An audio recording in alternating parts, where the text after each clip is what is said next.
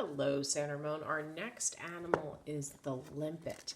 Now, limpet's really interesting. It's got this hard shell, and then it's this almost slug-like creature that's inside the shell, and it will scoot around in the tide pool along the rocks and eat the algae. So it is kind of snail-like in that way.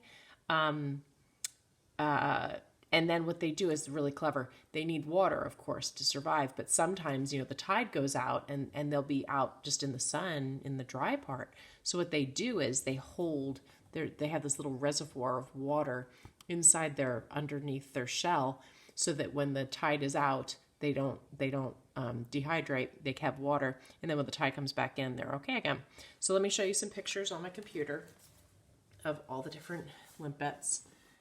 They're really cool. And you've probably seen shells like this on the beach before and not just thought, oh, it's just a shell. And it is just a shell, but it originally was a limpet. It was an animal that lived inside that shell. Okay, and you can see them here. They're all attached to the rocks. Here they're attached to the rocks as well.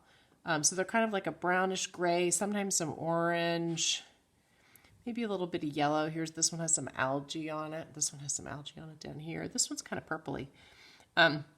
So you can make it purpley if you want to. So what you're going to do is you're going to take your little limpet thing here, right here, and cut out the circle.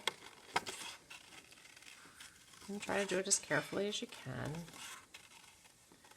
You can color it first if you want to. Kind of your choice.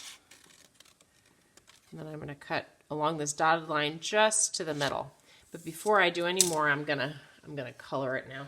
So I'm gonna take it, and what I noticed about limpets is, oh, geez Louise, sorry, just hit my head on that whole thing. They usually have these lines that sort of radiate from the middle. So I'm gonna draw those on there, almost like the spokes of a bike, if you can see that, because it kind of comes up like that. So I think it'll make it look like it's doing that a bit more. And then I might color some brown. You can color it whatever you want to color it. You can use crayons, you can use markers. You could try watercolors if you like that.